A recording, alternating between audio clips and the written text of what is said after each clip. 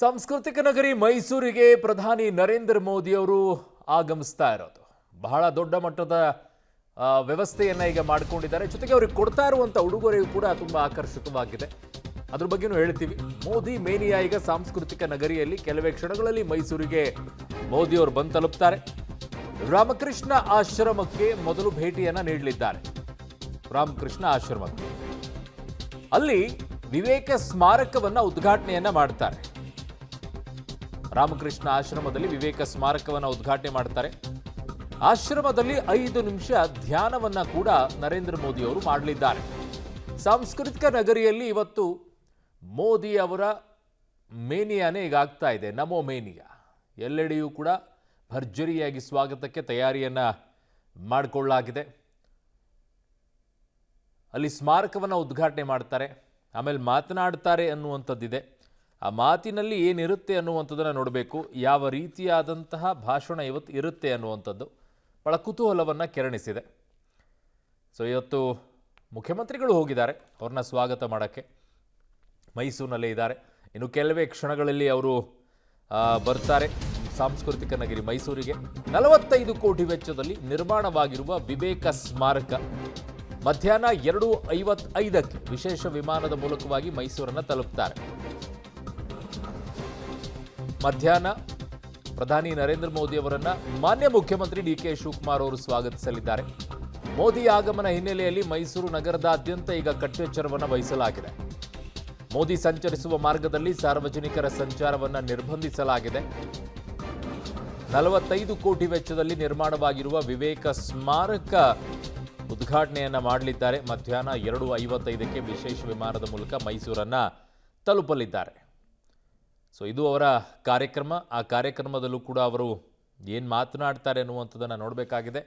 ಇತ್ತೀಚೆಗಾಗಿರುವಂತಹ ಬೆಳವಣಿಗೆ, ಯುವಕರು ಜನ್ಸಿಗಳ ವಿಚಾರದಲ್ಲಿ, ಅದರಲ್ಲೂ ಈಗ ಬರ್ತಾ ಇರುವಂಥದ್ದು ವಿವೇಕ ಸ್ಮಾರಕ.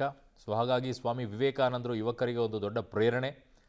ಆ ನಿಟ್ಟಿನಲ್ಲಿ ಯಾವ ವಿಚಾರಗಳನ್ನು ಪ್ರಸ್ತಾಪ ಮಾಡಿ ಯುವಕರನ್ನು ಉದ್ದೇಶಿಸಿ ಏನು ಮಾತನಾಡ್ತಾರೆ ಅನ್ನುವಂಥದ್ದು ಬಹಳ ನನಗಂತೂ ಕುತೂಹಲ ಇದೆ. ಯಾರಿಗೆ ಕುತೂಹಲ ಇದೆಯೋ ಇಲ್ವೋ, ಯಾಕಂದರೆ ಕೆಲವೊಂದು ಸಂದರ್ಭಗಳಲ್ಲಿ ಅವ್ರಿಗೇನು ಹೇಳೋಕ್ಕಾಗದೇ ಇರುವಂಥದ್ದನ್ನು ಭಾಷಣಗಳಲ್ಲಿ ವ್ಯಕ್ತಪಡಿಸುವಂಥದ್ದು ಇರುತ್ತೆ. ನೇರವಾಗಿ ಹೇಳೋಕ್ಕಾಗದೇ ಇದ್ದರೂ ಕೂಡ ಕೆಲವು ವಿಚಾರಗಳನ್ನು ಭಾಷಣಗಳಲ್ಲಿ ಪ್ರಸ್ತಾಪ ಮಾಡಿ ಅವುಗಳನ್ನು ಹೇಳುವಂಥದ್ದು ಭಾಳ ಇರುತ್ತೆ. ಸೊ ಇವತ್ತಿನ ರಾಮಕೃಷ್ಣ ಆಶ್ರಮದಲ್ಲಿ ರಾಜಕೀಯ ಹೊರತುಪಡಿಸಿನೇ ಇರುತ್ತೆ ಅಂತ ಅಂದ್ಕೊಳ್ತೀನಿ, ಗೊತ್ತಿಲ್ಲ. ಪ್ರಧಾನಮಂತ್ರಿ ನರೇಂದ್ರ ಮೋದಿ ಅವರು ಮೈಸೂರಿಗೆ ಬರ್ತಾ ಇದ್ದಾರೆ. ಮೈಸೂರಿಗೆ ಬರ್ತಾ ಇರುವಂತಹ ಪ್ರಮುಖವಾದಂಥ ಉದ್ದೇಶ ಮೈಸೂರಿನ ನಾರಾಯಣ ಶಾಸ್ತ್ರಿ ರಸ್ತೆಯಲ್ಲಿ ನಿರ್ಮಾಣವಾಗಿರುವಂತಹ ವಿವೇಕ ಸ್ಮಾರಕದ ಉದ್ಘಾಟನೆ.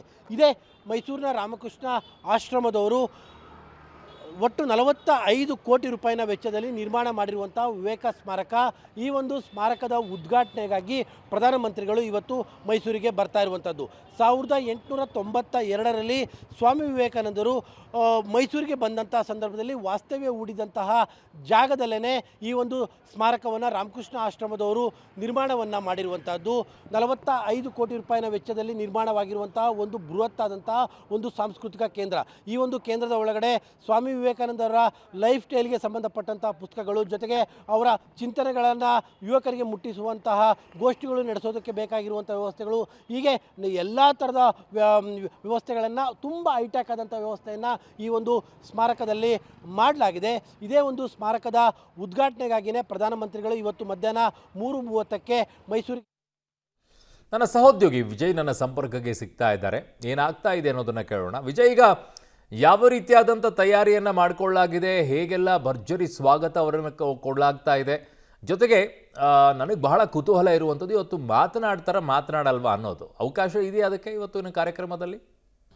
ಖಂಡಿತವಾಗಿಯೂ ಅರುಣ್, ಇದೀಗ ಸಾಂಸ್ಕೃತಿಕ ನಗರಿ ಮೈಸೂರಿಗೆ ಮೋದಿ ಆಗಮಿಸ್ತಾ ಇರ್ತಕ್ಕಂಥದ್ದು ಹಿನ್ನೆಲೆಯಲ್ಲಿ ಸಾಕಷ್ಟು ನಿರೀಕ್ಷೆಗಳಿದೆ ಅಂತ ಹೇಳ್ಬೋದು. ಯಾಕೆಂದರೆ ವಿವೇಕ ಸ್ಮಾರಕವನ್ನು ಉದ್ಘಾಟನೆ ಮಾಡಲಿಕ್ಕೆ ಪ್ರಧಾನಿ ಮೋದಿ ಅವರು ಮೈಸೂರಿಗೆ ಬರ್ತಕ್ಕಂಥದ್ದು. ಆ ಹಿನ್ನೆಲೆಯಲ್ಲಿ ಈ ಜನ್ಜಿಗಳಿಗೇನಾದರೂ ಹೊಸ ಸಂದೇಶವನ್ನು ಮೋದಿ ಅವರು ಈ ಕಾರ್ಯಕ್ರಮದ ಮೂಲಕ ನೀಡ್ತಾರಾ ಅನ್ನೋದೇ ಒಂದು ದೊಡ್ಡ ಪ್ರಶ್ನೆಯಾಗಿದೆ. ಅಲ್ಲದೆ ಈಗ ಈ ಒಂದು ಕಾರ್ಯಕ್ರಮಕ್ಕೂ ಕೂಡ ಒಂದು ವ್ಯವಸ್ಥೆಯನ್ನು ಕೂಡ ಮಾಡ್ಕೊಂಡಿರ್ತಕ್ಕಂಥ ನಾವು ಕಾಣ್ತಾ ಇದ್ದೀವಿ. ವಿವೇಕ ಸ್ಮಾರಕದ ಒಳಗಡೆ ಒಂದು ಕಾರ್ಯಕ್ರಮ ನಡೆಯುತ್ತೆ. 6,000 ಜನರಿಗಷ್ಟೇ ಒಂದು ಈ ಪಾಸ್ ವ್ಯವಸ್ಥೆಯನ್ನು ಮಾಡಿಕೊಂಡಿರ್ತಕ್ಕಂಥದ್ದು. ಆ ಹಿನ್ನೆಲೆ ಹಿನ್ನೆಲೆಯಲ್ಲಿ 6,000 ಜನರನ್ನು ಉದ್ದೇಶಿಸಿ ಮೋದಿ ಮಾತನಾಡ್ತಕ್ಕಂಥದ್ದು ಮತ್ತು ಆ ವೇಳೆಯೂ ಕೂಡ ಒಂದು ಸಂದೇಶವನ್ನು ಏನಾದರೂ ಮೋದಿಯವರು ಕೊಡ್ತಾರಾ ಅನ್ನೋದು ಸಾಕಷ್ಟು ಕುತೂಹಲ ಕೇಳಿಸಿರ್ತಕ್ಕಂಥದ್ದು. ಇನ್ನು ಓವಲ್ ಗ್ರೌಂಡ್ನಲ್ಲಿ ಸಾಕಷ್ಟು ಪೊಲೀಸ್ ಭದ್ರತೆಯನ್ನು ಮಾಡಿಕೊಂಡಿರ್ತಕ್ಕಂಥದ್ದು ಮತ್ತು ಮಾಧ್ಯಮದವರಿಗೆ ಒಂದು ಅವಕಾಶವನ್ನು ಮಾಡಿಕೊಡ್ತಾ ಇಲ್ಲ ಅಂತ ಹೇಳ್ಬೋದು. ಆ ಹಿನ್ನೆಲೆಯಲ್ಲಿ ಈಗಾಗಲೇ ಪೊಲೀಸವರು ಕೂಡ ಮೋದಿಯವರ ಆಗಮನಕ್ಕಾಗಿ ಸಾಕಷ್ಟು ಸಿದ್ಧತೆಗಳನ್ನು ಮಾಡ್ಕೊಂಡಿರ್ತಕ್ಕಂಥ ನಾವು ಕಾಣ್ತಾ ಇದ್ದೀವಿ. ಪ್ರಧಾನಿ ಮೋದಿ ಯಾವ ಸಂದೇಶವನ್ನು ಯುವ ಜನಾಂಗಕ್ಕೆ ರವಾನೆ ಮಾಡ್ತಾರೆ ಅನ್ನೋದೇ ಒಂದು ಈಗ ಪ್ರಶ್ನೆ ಆಗಿರ್ತಕ್ಕಂಥದ್ದು. ಅರುಣ್, ಓಕೆ, ನೀವೆಲ್ಲ ಮಾಹಿತಿಗೆ ಧನ್ಯವಾದಗಳು ವಿಜಯ್.